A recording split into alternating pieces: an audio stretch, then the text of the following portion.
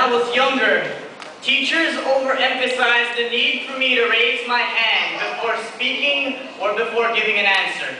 I never minded because it was a rule I had to follow, or else my parents would be called. I was always that kid, shooting his hand up faster than teachers could ever finish their questions. But at some point, I began to feel like raising the hand was just another tool the system was using to mechanize me. So whenever I felt brave enough, I'd ask a teacher, "Miss,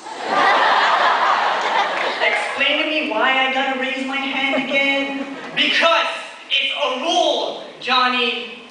But now that I'm older, I see things a lot differently. In the future, when I'm a teacher and I get that wise ass, just as brave as me, asking, "Mr. Sarmiento, you didn't write it on the list of rules on the wall, so why do I gotta raise my hand?"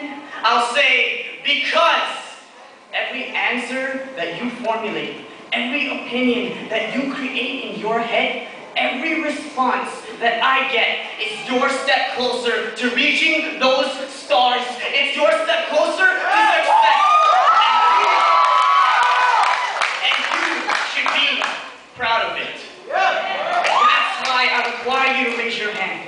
Whatever happened to teaching these kids about creativity, expression, and individuality? We bubble wrap them in uniforms, label them like products with more acronyms than poets could ever come up with, like ESL, LD, MR, and SPED, and yet somehow everything remains okay. I guess it's because we've taught these kids to look at themselves as products of society anyway.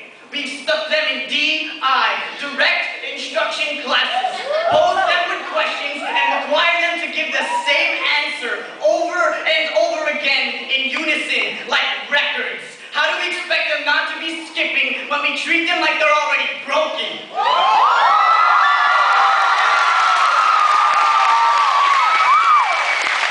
And the only time they ever get to give an answer is at the click of a clicker or at the snap of a finger. Like, is your reading getting any better? Ready and no.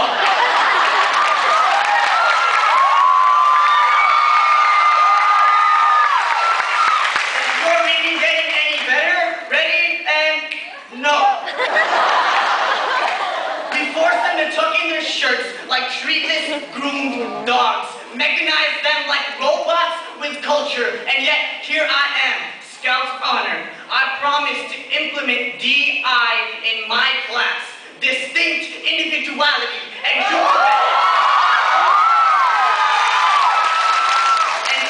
I'll leave it enthusiastically. I won't write these kids off as thorns from roses and group them up, because then all we have are bricks and a less educated society left to bleed.